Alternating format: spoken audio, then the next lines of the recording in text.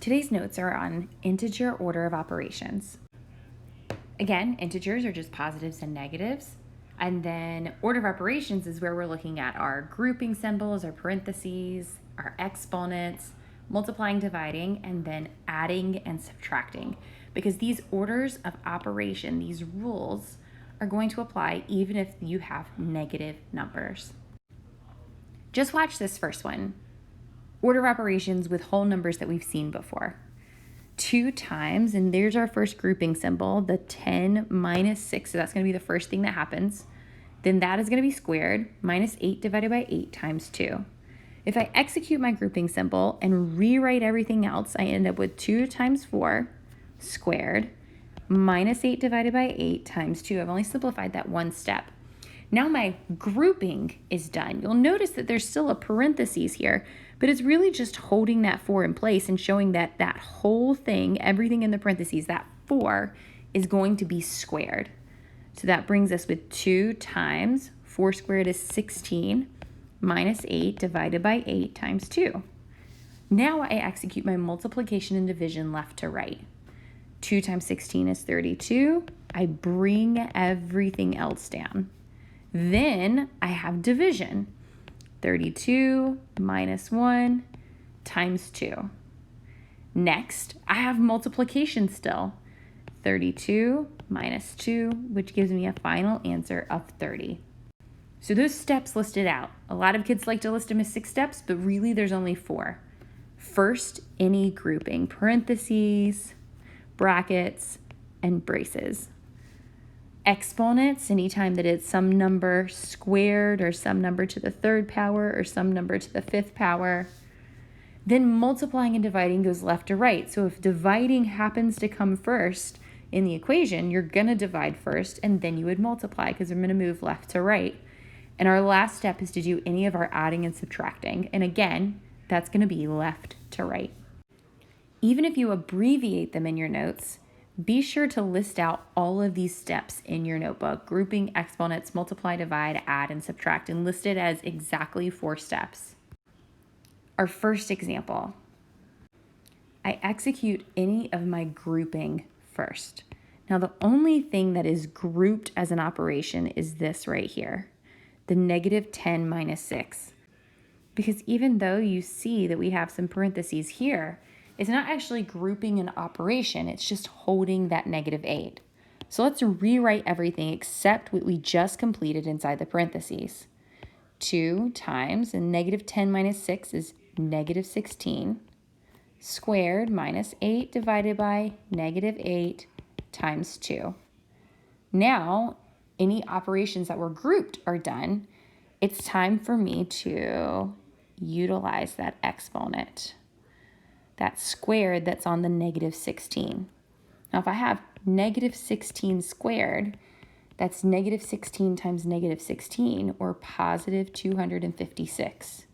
So 2 times 256 minus 8 divided by negative 8 times 2. Now I multiply. The 2 times 256 gives me 512. Minus 8 divided by negative 8 times 2.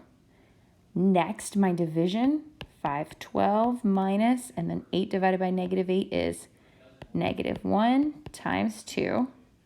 Now my multiplication, 512 minus, and a negative 1 times 2 is negative 2. I rewrite it without the double sign, and I end up with a final answer of 514. Example 2, we don't actually have any grouping of operations. We do have parentheses, but they're really just holding those negative numbers together, showing that the negative goes with that number. So I have negative 3 squared. That means negative 3 times negative 3 gives me positive 9 minus 6 times negative 2 minus 2. So the only thing I've done is executed this exponent, and everything else got brought back down. Next, I don't have, so I've done my parentheses, I've done my exponents. Now I just have multiplication division. There's only one multiplying piece in this problem, the 6 times negative 2. So there's a couple of options. You could do like we did last time, where I have negative 6 times negative 2, so it would be the minus negative 12, or you could actually carry that negative with the number. So a negative 6 times a negative 2 gives me a positive 12. That's going to simplify to give me 21 minus 2, which is 19. Again, you could have just left that subtraction sign. 6 times negative 2 is negative 12 minus 2, but then when I go to rewrite it where I don't have any double signs, I end up right back where I was here. Here's 2 problems for you to try. So pause, try to solve them on your own, and then play and check your answer. Now with these multi-step problems, you're going to find that you make 1 or 2 careless mistakes. If you make a mistake and you catch it while it's playing and go, I forgot that step, pause, fix the mistake, try to finish completing the problem, and then play and see if you get it right the second time, instead of just watching it to the end and copying the correct work. You'll learn more this way. So, my grouping, I bring down the negative 3 squared, multiplied by, and 5 subtract 7 is negative 2 squared, minus negative 9. Now, since my exponents are separated with that multiplication, I can actually execute both of them at the same time. Negative 3 times negative 3 is 9. Negative 2 times negative 2 is positive 4. And then bring down the minus negative 9. That gives me 36. And then I rewrite the minus negative to plus a positive 9, giving me 45 as my final answer. For number 2, I execute the 1 minus 4 because that's being grouped together first. That gives me negative 3 squared, and I bring down everything else. The negative 3 squared, or negative 3 times negative 3, gives me a positive 9, and I bring down what's remaining.